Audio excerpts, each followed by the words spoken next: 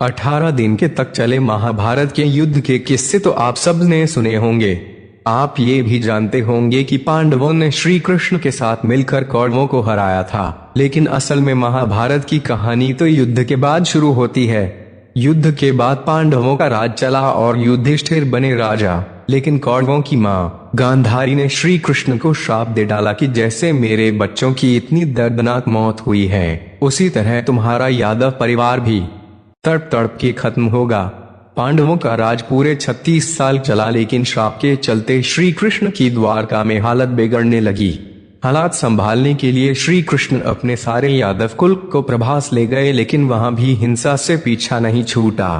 स्थिति ऐसी हो गई कि पूरा यादव कुल एक दूसरे के खून का प्यासा हो गया और बात यहां तक पहुंच गई कि उन्होंने पूरी नस्ल का ही संहार कर डाला। इस संहार को रोकने की श्री कृष्ण ने बहुत कोशिश की, लेकिन एक शिकारी ने गलती से उन्हीं पर निशाना साध दिया। चूंकि श्री कृष्ण मानव योनि में थे, उनकी मृत्यु निश्चित थी। उनके बाद वेद व्यास ने अर्जुन से कह दिया कि अब तुम्हारे और तुम्हारे भाइयों के जीवन का उद्देश्य भी खत्म हो चुका है। यही वो वक्त था जब द्वापर युग खत्म हो रहा था और कलयुग की शुरुआत होने वाली थी। अधर्म बढ़ने लगा था और यही देखते हुए युधिष्ठिर ने राजा का सिंहासन परीक्षित को सौंपा और खुद जीवन की अंतिम यात्रा पर हिमालय की ओर चल पड़े। उनके साथ चारों भाई और द्रौपदी भी साथ में हो लिए। हिमालय की यात्रा आसान नहीं थी और धीरे धीरे सभी युधिष्ठिर का साथ छोड़ने लगे, जिसकी शुरुआत द्रौपदी से हुई और अंत भीम के निधन से हुई। कारण था सबके अपने अपने गुरु की वजह से उपजी हुई अलग अलग परेशानियां।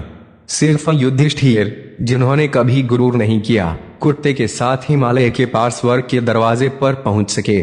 स्वर्ग के दरवाजे पर यमराज कुत्ते का रूप छोड़ अपने असली रूप में आए और फिर उन्होंने युधिष्ठिर को सबसे पहले नरक दिखाया।